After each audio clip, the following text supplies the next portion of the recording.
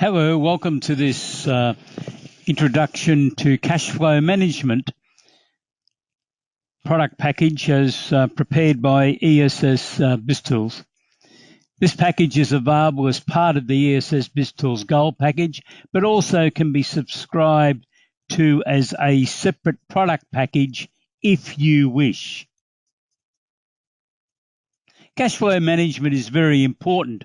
Within ESS BIZTOOLS, we do have two separate product packages relative to debtors management and the SME debtors systems manual.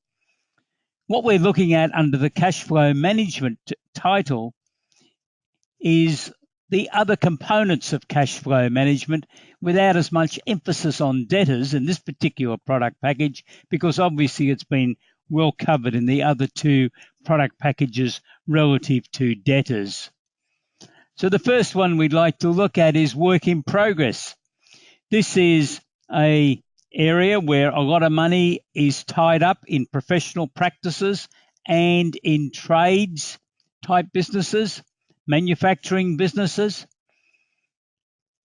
So we have a questionnaire on work in progress that you might like to review and have a discussion with your client as to what improvements might be needed to ensure that the system is operating satisfactorily and that all work is being promptly charged for, and that the results of the individual jobs is being determined on a very regular basis. Example, monthly. There's a paper on work in progress that the team that you have that are involved in undertaking this evaluation on work in progress and the general cash flow management area could read so that they have a better understanding. You can make the paper available to a client so they understand how the process operates. The next one is stock review. Obviously, stock is a huge investment for many businesses in retail, wholesale, manufacturers, trades type businesses. What's the system for stock? Is it being reviewed? Are stock turns determined beforehand, and are reports prepared whereby management's able to compare the actual stock turn to what was anticipated in various stock items to see whether improvements could be necessary? Does the system regularly identify old or obsolete stock so that attempts can be made to convert it into cash as soon as possible, not just let it sitting there deteriorating and eating its head off in interest and warehousing charges?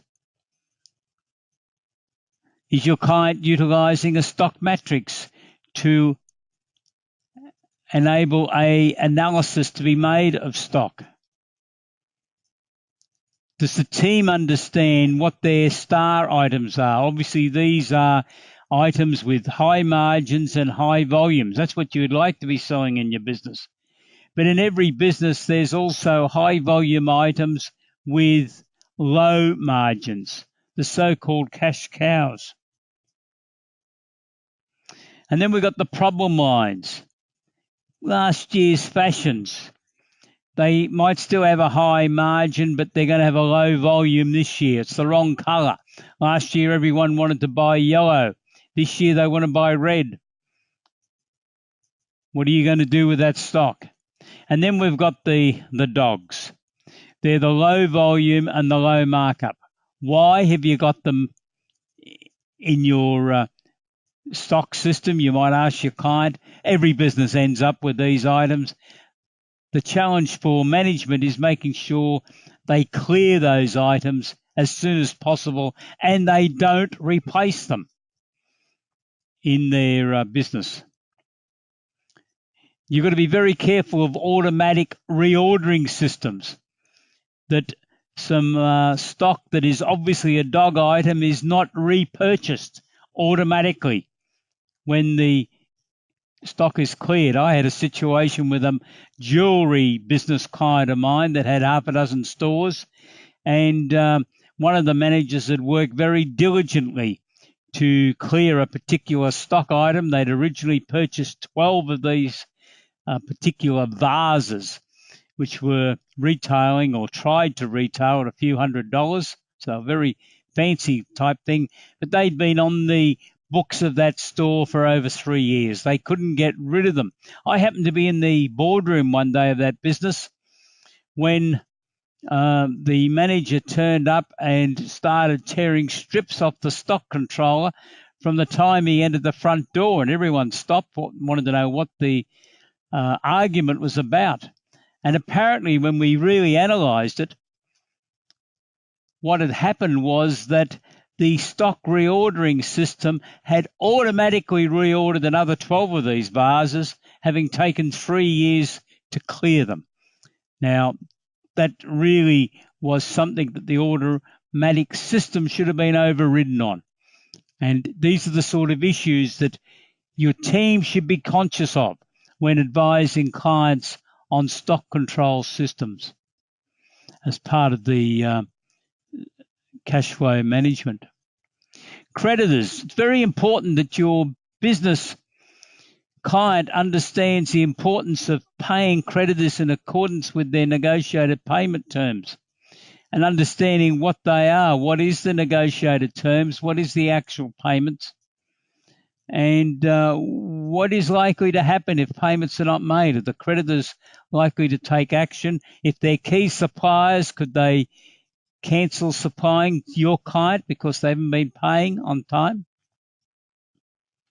It's worth thinking about as part of a cash flow management review. What would happen if? And then we've got the overall cash flow management items that needs to be looked at. So we've got some questions in this form that are going to encourage your client to think about some issues when you give him or her this form so they can think about it and identify where they think some changes might be able to be made in their cash flow management. We have cash flow cycle charts to assist you to explain to your client the amount of money that they're tying up in their business from the time and this is for a manufacturer, they receive stock, they pay wages, they pay for the stock. They've got a final work in progress, so they sell the product. How many days is it going to take for the customer to pay? What is their investment in this lockup area? How many days? Is the client conscious of that? Are the management conscious of it? And what can be done to improve the amount of money in the lockup? What about in a retailer? They receive stock, they pay for stock, they then sell the stock, and if they have to give terms to the customer, what's their lockup days likely to be?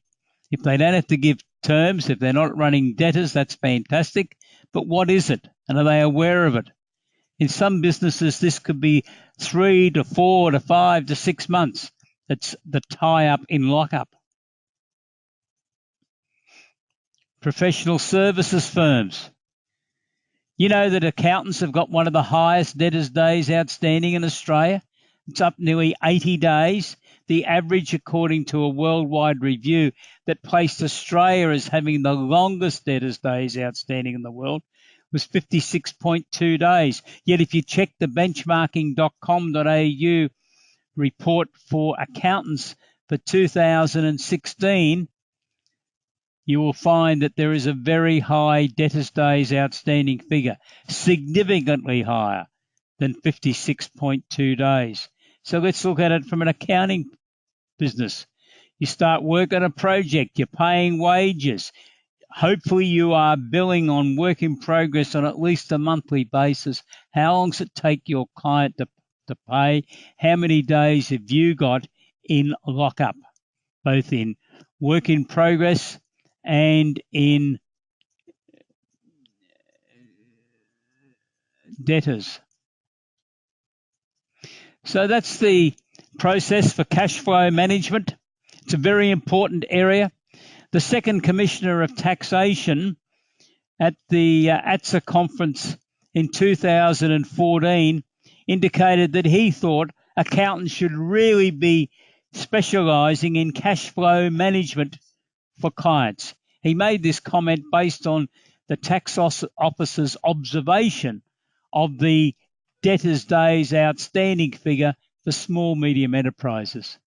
It's a great area for you to get involved with your clients. Why not have a discussion with them and start undertaking a review of all of the components of their cash flow management? Have a great day. Goodbye.